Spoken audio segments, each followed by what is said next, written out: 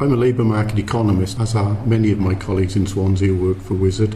So we're basically looking at the areas of unemployment, wages and inactivity, people who aren't in work and why they aren't in work. We're particularly interested in the Welsh economy because we're a Welsh-based university, but we also need to make comparisons with the UK and internationally. Our recent project, we have a secondary data analysis project with the SRC, which is led by my colleague Phil Murphy at Swansea. It involves Melanie Jones, but also involves colleagues at Wizard in Cardiff. And this is a project of just under 200,000, which is looking at the labour market implications of changes in the public sector and the effect on inequality. So the sort of things that I'm looking at in that project are regional pay. And recently, in 2011, the Chancellor of the Exchequer suggested that we should have more regional public sector pay, or what he called market-facing pay. And he used evidence from the ONS and from the Institute of Fiscal Studies, which found that the public-private sector markup was about 8% and much larger in many of the periphery regions like Northern Ireland, Wales and Scotland.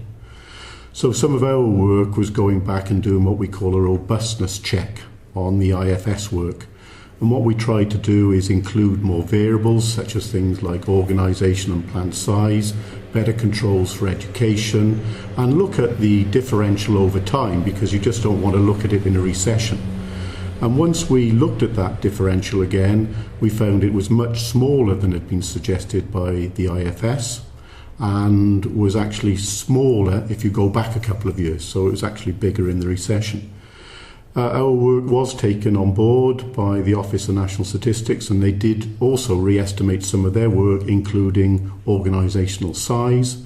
And what they found again was that the size of the public sector, private sector differential was reduced from something like 8% to 2%. Well, this was obviously, if this had gone ahead, there are basically 6 million people in the UK who work in the public sector. And if you'd have brought in regional pay, it could have meant that public sector workers, nurses, teachers, etc., working in Wales, Scotland, Northern Ireland and some other areas may have seen a reduction in their real standard of living. Obviously this was directed at the UK government because this was a Chancellor of the Exchequer initiative, but we did provide evidence to the Welsh Assembly government because they had also to put a case to say that they thought that some of the estimates were wrong.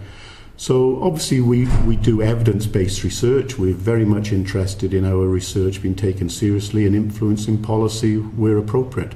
So the effect of public sector pay, for example, if you had introduced regionalisation, then you're going to have more women in the public sector, so it may have implications for equality, it'll have implications for the gender pay gap, and it'll have implications for the growth of the Welsh economy, because if you'd taken spending power out of the Welsh economy, it may have led to a slowdown in growth and an increase in unemployment.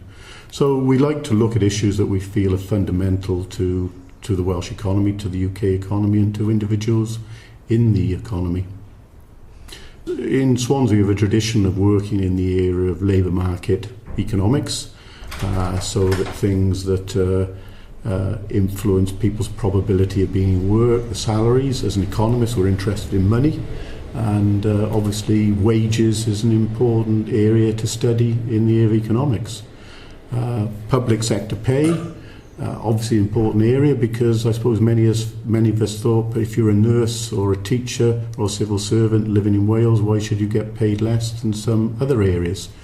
The cost of living doesn't vary dramatically. The price of your groceries are going to be similar in London as they are in Swansea and Cardiff and Newport. Housing may be cheaper, but then that's an asset, and when people sell their houses in London and move to Wales, they accumulate that asset. So it just seemed inappropriate to us.